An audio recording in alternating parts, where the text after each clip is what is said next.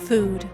We interact with it every day, and yet, do we truly understand its secret intentions? Why does it take on infinite shapes and flavors? What is the nature of its relationship with our stomachs? Where does it all go, and why? I'm going to get to the bottom of it. Today, I'm interviewing Sian Proctor, an explorer, scientist, and analog astronaut known for her work on the Hawaii Space Exploration Analog and Simulation Mission. She believes astronauts will need food to survive in space. I have questions. Perhaps she can unveil the mysteries of human cuisine in a way that we can digest? I'm Stacey Quasar, and this is News at the Speed of Light.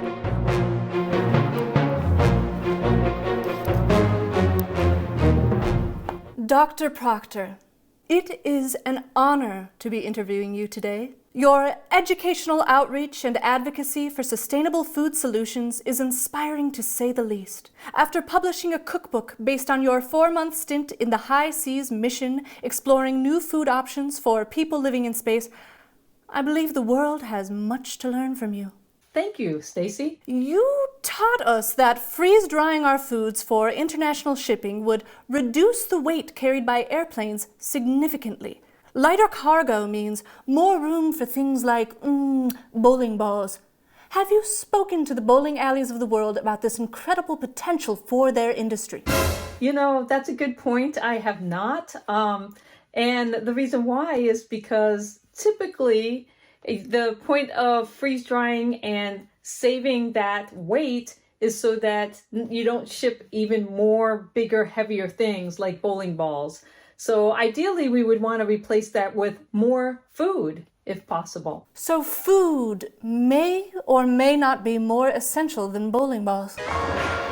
You spent 4 months in a special isolated habitat investigating food strategies for long-duration spaceflight for NASA.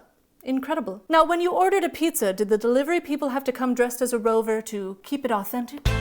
That's a good question, because pizza in space, who doesn't want that, right? But actually, because we're in a Mars simulation, we couldn't have people visiting us. So we were in isolation, so we had to make our own pizza. But we did. We had, the ingredients in our habitat to be able to make all kinds of things, including pepperoni pizza. Delicious.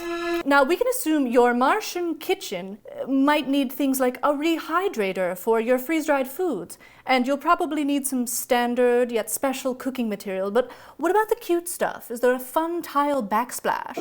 Well, we try to keep it as sterile an environment as possible just to reduce microbial growth.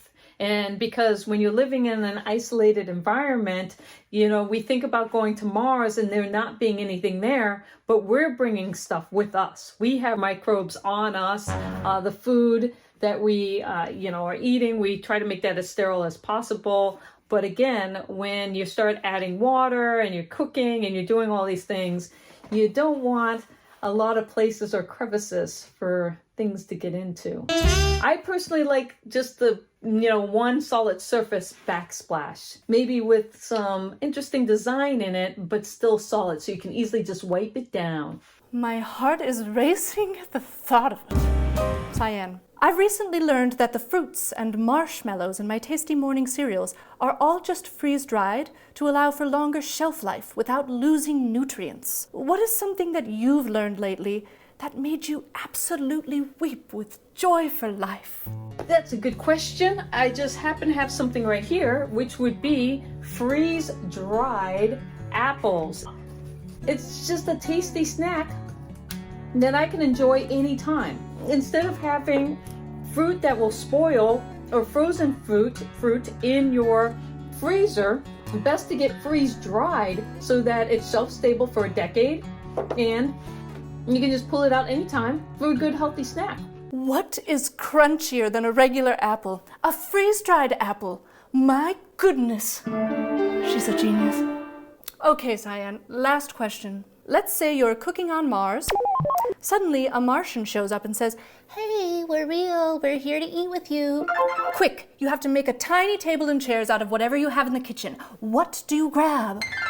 I personally would repurpose my freeze-dried containers and stack them perfectly so that we can greet our Martian guests.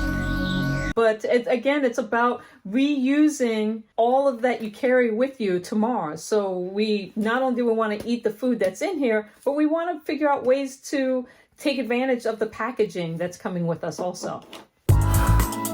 Dr. Sian Proctor, I am so thrilled that I got to speak to you today. This has been the most exciting moment in my 3.5 months of experience as an interviewer.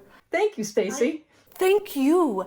And please, let me know if you ever want to chat more about 3-inch Martians or just about food mysteries in general. Well, I hope you'll be picking up some freeze-dried food for your pantry.